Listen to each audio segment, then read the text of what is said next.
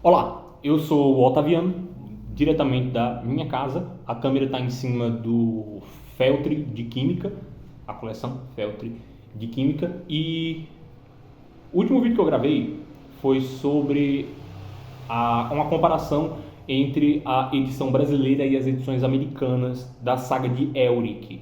Na minha mente, eu tinha uma certa quantidade de coisas para falar. Na minha mente, eu demoraria uns 10 minutos para falar tudo aquilo e tá tudo bem. Eu acabei falando por meia hora. Então, hoje eu vou tentar ser mais sucinto, vou tentar fazer um vídeo rápido. Primeiro para me poupar tempo, bateria, armazenamento e para não ocupar seu tempo também. Imagino que seja mais fácil ver um vídeo que seja mais resumido, principalmente porque hoje todo mundo está com o cérebro apodrecido por conta do TikTok. Mas não é esse o tema. O tema de hoje eu vim mostrar como ficou a edição finalizada de Nas Entranhas de Saragossa. Meu primeiro livro, completamente meu, no caso. E isso tem a ver, a parte de ser completamente meu, tem a ver com a história desse livro. Não a história contida no livro, mas a história de como esse livro surgiu, que é a história das minhas primeiras publicações. Se você é um escritor iniciante, eu lhe deixaria essa recomendação, que é: não tente publicar seu livro sozinho, você mesmo, sem nunca ter publicado nada antes. Primeiro, porque você não sabe o quanto você escreve mal, você não sabe o quão ruim você é. Então você tem que testar as coisas, você tem que se jogar no mundo devagarinho, testar ideias e esse tipo de coisa. E um dos métodos mais simples e cada vez mais acessível de se fazer isso é através de antologias de autores. O que são antologias de autores? São quando uma editora ou um editor-chefe, um escritor, convoca ou abre um edital para chamar autores para comporem uma edição. Então esses diversos autores mandam seus textos e o editor-chefe, editora, etc., escolhem os melhores textos para aquela edição. É basicamente um livro comunitário que pode participar qualquer pessoa que tenha um texto com certa qualidade, requerida ou não pela edição, e que pague normalmente uma taxinha de publicação, que eles dizem que é para os processos de publicação, fazer capa, etc. e tal. Hoje em dia você encontra várias dessas antologias e editoras, inclusive, especializadas em fazer essas antologias de autores. Eu, em grande parte, publiquei os textos que estão contidos em Nas Entranhas de Saragossa através da editora Carnage. Você consegue encontrar ela facilmente pelo Instagram. Ela publica numa taxa de publicação absurda. Todos os meses saem 4 ou 5 antologias deles, antologias de autores, né? Eles abrem os editais, você se inscreve, o processo que eu já descrevi aqui. Eles são bem bons, meus livros estão encaixotados aqui, eu não vou conseguir pegar, mas o processo deles é bem interessante. Eles fazem algumas edições bem bonitas, bem editadas e tal, mas você encontra várias outras, você não precisa se limitar a isso, inclusive em vários outros formatos que não são o formato do Carnage. Mas em grande parte os que você vai encontrar são esses, por conta que eles se aproveitam do modelo Wiclap de publicação, que eu mais tarde comento um pouco melhor sobre ele. Então, se você é um escritor querendo começar, é muito interessante que você dê uma chance para as antologias de autores antes de tentar fazer sua autopublicação com um livro inteiro só seu, por conta que você tem que se testar, você tem que colocar seu texto para o mundo, ver se você está acertando alguma coisa, ver se você está errando alguma coisa, por conta que, ora, se você coloca seu texto para análise dos editores, mesmo que seja de uma editora pequena, de uma antologia pequena, coisa assim, e os seus textos não estão passando, ora, você tem muita coisa para melhorar. Se os textos estão passando, você já ganhou, o pessoal comenta bem, já ganhou 1 ou 2 prêmiozinhos, coisa assim, aí você pode começar a pensar nessas coisas. Eu segui esse processo todo? Em grande parte. Eu acho que eu poderia ter demorado mais, mas é por conta que no estágio em que minha vida está, se eu não fizesse Nas Entranhas de Saragossa agora, ele nunca mais iria sair. Então, demore o tempo que você quiser, tempo que você precisar demorar nesse estágio. Publique muito texto, crie um Instagram, pelo amor de Deus, isso é muito importante, cresça seu Instagram, fique razoavelmente famosinho. Você tem que ficar famosinho, não tem como você vender livros se você não ficar famosinho.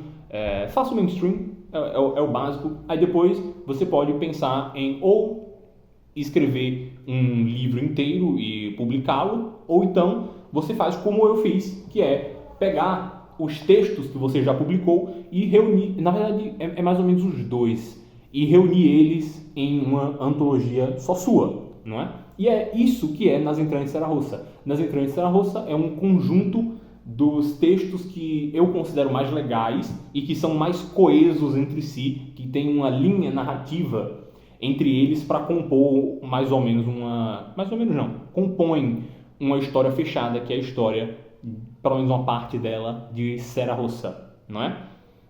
Bem, vamos abrir a edição, não é? Assim, a maior parte dos textos que estão aqui foram publicados entre 2023, 2024, publiquei quase nada em 2025, já porque estava trabalhando nesta belezinha aqui.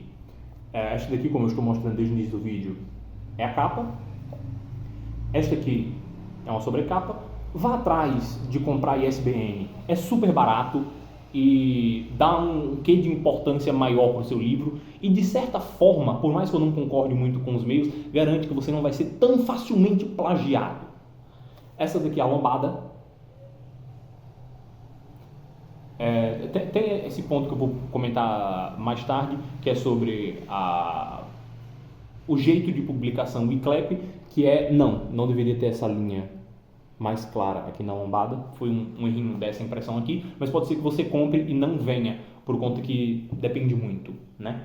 Abrindo a edição, encontramos uma folha de rosto, expediente, uma folha de abertura.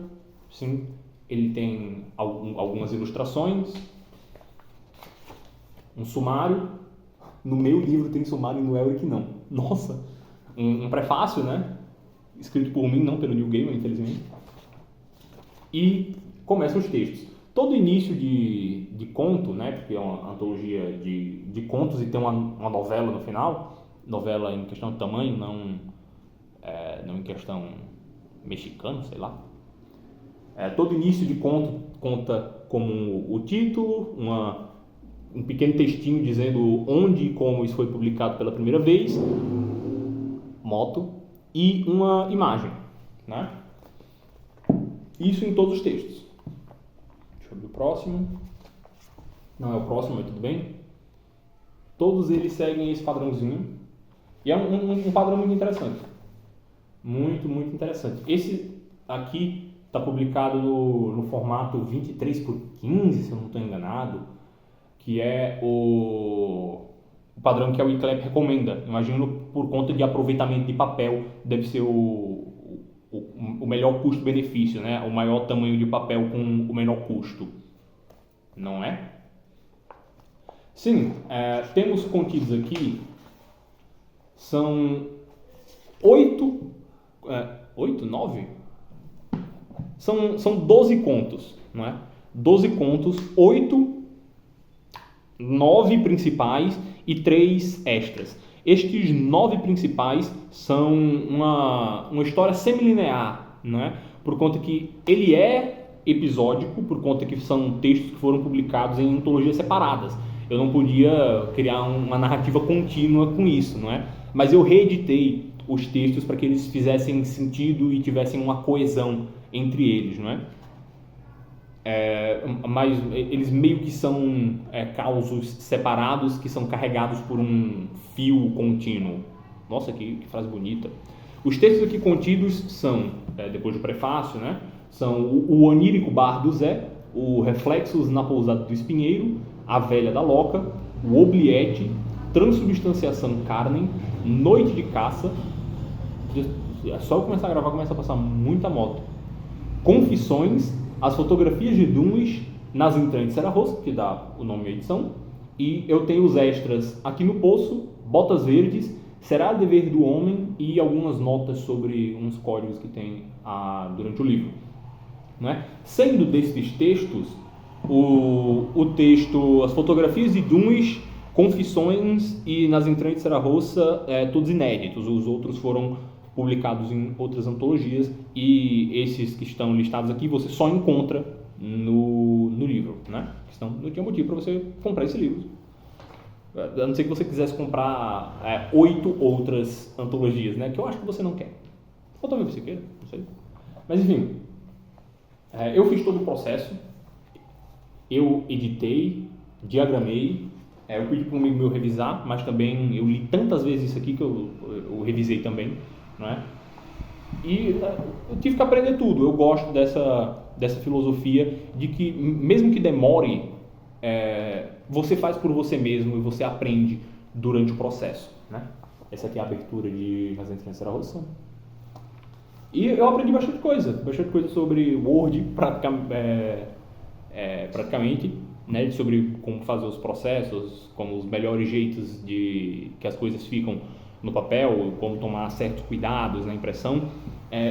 Eu quis dizer versão final lá no início do vídeo, por conta que essa daqui é a terceira edição de Nas Entrelinhas da Roça que chega na minha mão, por conta que eu pedi outras 2 que foram edições de teste. Se você vai publicar pelo Wiclap, eu recomendo que você faça isso, para ver como o livro está ficando durante o processo, ou você faz só no final para ver. Para que isso? Na primeira vez que eu pedi, para que isso? Porque você aprende muito durante o processo do que você está fazendo errado, não é? A primeira vez que eu pedi, por exemplo, a capa veio muito escura, muito escura mesmo. Então eu tive que clarear a capa, né? E eu percebi vários erros dentro, de, por exemplo, essas páginas com as imagens e o título eram páginas totalmente pretas, não é? Aí o jeito, páginas pretas obviamente com texto branco. Aí o jeito que eu estava fazendo fazia com que o preto ficasse horrível, ele ficava mal impresso, cheio de mancha, faltando tinta.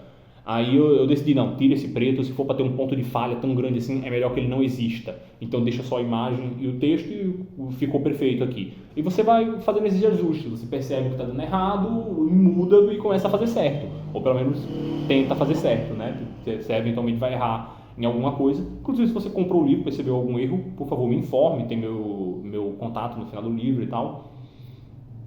O que mais tem para comentar? Sim, sobre o modelo de publicação Wiclap. Ele é um modelo muito interessante, por conta que ele é o contrário de todas as outras editoras que existem. Se todas as outras editoras, a não ser que tenha alguma outra editora que use o formato da Wiclap, né? Que eu não sei se isso tem nome.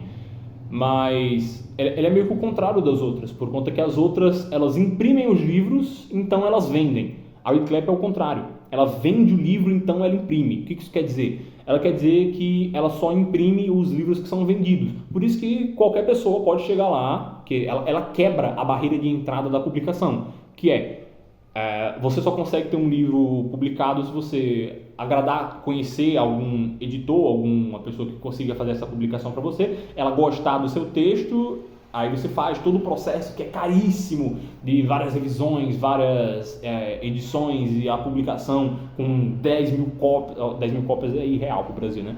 Com várias cópias para impressão, que é muito caro, não é? Ela pula e corta tudo isso e quebra essa barreira da edição, e qualquer pessoa pode ir lá e upar o próprio livro e colocar para vender. E o que define se o livro vai ser um bom livro, se não tem um selo editorial por trás daquilo? Isto você pode ter certa certeza de que um livro, sei lá, que você compra da Martin Claret, tem uma qualidade editorial envolvida dentro dele por conta do nome envolvido, nome Martin Claret, que está na lombada e dentro do livro. Como não tem isso, né, você depende de outras coisas. Por isso, a recomendação de desenvolver uma rede social forte e tal, ter uma base de leitores, uma base de amigos que possam comprar esse livro, uma base de pessoas interessadas, por conta que todos esses processos ficam para você. Se você está tomando eu lembrei daquele livro Forging Individual, soberano. Se você está se tornando soberano na sua publicação, você tem que arcar com todos os processos também, o processo de marketing, o processo de venda, o processo de tornar o livro bonito, tornar a diagramação e todas as coisas dentro dele interessantes e bem feitas. Está tudo na sua mão agora, depende só de você, não é? Como você não tem esse selo editorial por trás, né, de grandes editoras e coisas assim, na sua mão, te vira, amigo. Mas ele é muito interessante por conta que ele possibilita outras coisas diferentes emergirem, né? Tem um exemplo que eu adoro da Wiclap, que é o Capeta Azul. Eu vou pegar o Capeta Azul, peraí.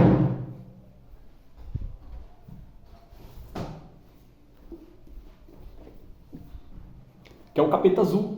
O Capeta Azul, tópicos de álgebra elementar. Se você é de vestibular militar, você sabe que livro é esse, né? E ele não tem o selinho, mas ele é vendido na Wiclap também.